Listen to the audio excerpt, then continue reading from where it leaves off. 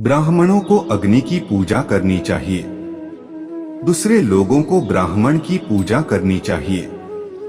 पत्नी को पति की पूजा करनी चाहिए तथा दोपहर के भोजन के लिए जो अतिथि आए उसकी सभी को पूजा करनी चाहिए।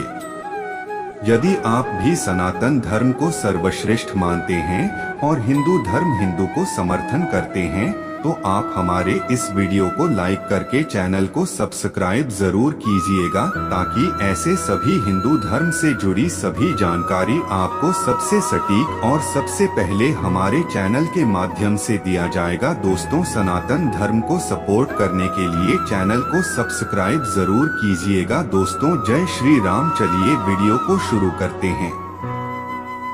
सोने की परख उसे घिसकर, काटकर, गरम करके और पीट कर की जाती है। उसी तरह व्यक्ति का परीक्षण वह कितना त्याग करता है, उसका आचरण कैसा है, उसमें गुण कौन से हैं और उसका व्यवहार कैसा है, इससे होता है। यदि आप पर मुसीबत आती नहीं है तो उससे सावधान रहे, लेकिन यदि मुसीबत आ जाती है तो किसी भी तरह उससे छुटकारा पाए। अनेक व्यक्ति जो एक ही गर्भ से पैदा हुए हैं या एक ही नक्षत्र में पैदा हुए हैं, वे एक से नहीं रहते। उसी प्रकार जैसे बेर के झाड़ के सभी बेर एक से नहीं रहते। वह व्यक्ति जिसके हाथ स्वच्छ है कार्यालय में काम नहीं करना चाहता। जिसने अपनी कामना को खत्म कर दिया है वह शारीरिक श्रृंगार नहीं करता। जो आधा पढ़ा हुआ व्यक्ति है वो मीठे बोल बोल नहीं सकता। जो सीधी बात करता है वह धोखा नहीं दे सकता। मूढ़ लोग बुद्धिमानों से ईर्ष्या करते हैं। गलत मार्ग पर चलने वाली औरत पवित्र स्त्री से ईर्ष्या करती है। बदसूरत औरत खूबसूरत औरत से ईर्ष्या करती है। खाली बैठने से अभ्यास का नाश होता है। दूसरों को देखभाल करने के लिए देने से पैसा नष्ट होता है। गलत ढंग से बुवाई करने वाला किसान अपने बीजों का नाश करता है। यदि सेनापति नहीं है तो सेना का नाश होता है।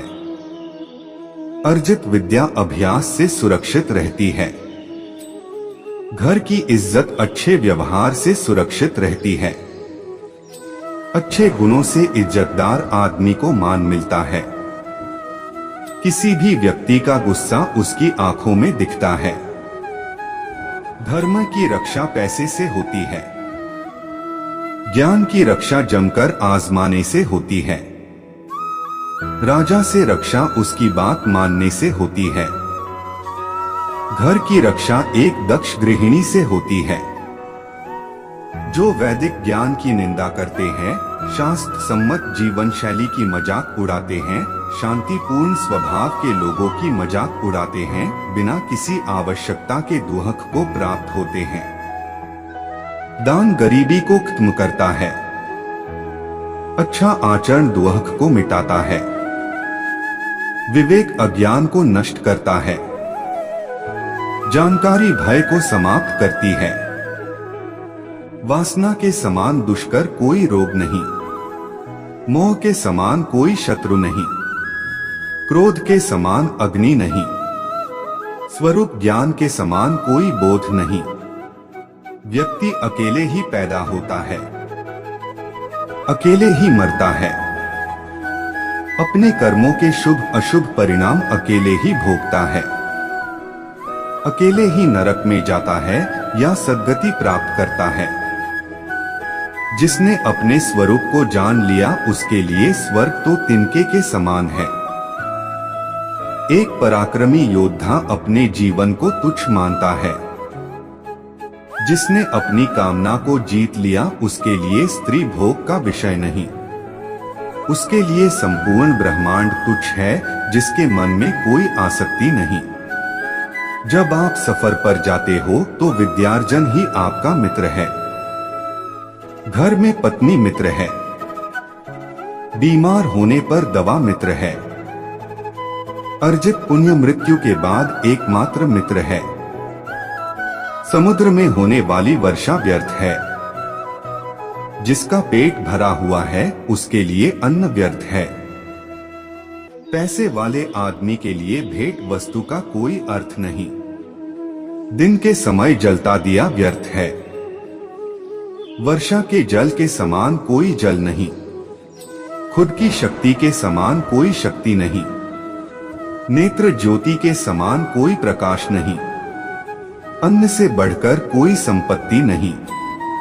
निर्धन को धन की कामना, पशु को वाणी की कामना, लोगों को स्वर्ग की कामना, देव लोगों को मुक्ति की कामना। सत्य की शक्ति ही इस दुनिया को धारण करती है।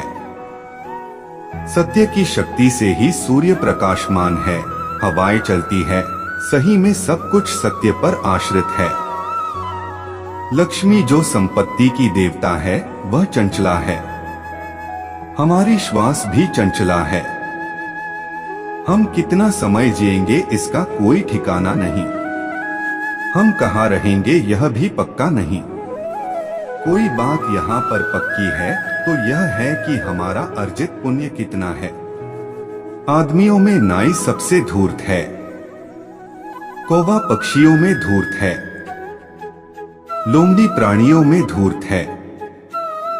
औरतों में लंपट औरत सबसे धूर्त है। ये सब आपके पिता है। 1 जिसने आपको जन्म दिया। 2 जिसने आपका यज्ञोपवीत संस्कार किया। 3 जिसने आपको पढ़ाया। 4 जिसने आपको भोजन दिया। 5 जिसने आपको भयपूर्ण परिस्थितियों में बचाया। इन सब को अपनी माता समझे। 1 राजा की पत्नी 2, गुरु की पत्नी 3, मित्र की पत्नी 4, पत्नी की माँ 5, आपकी माँ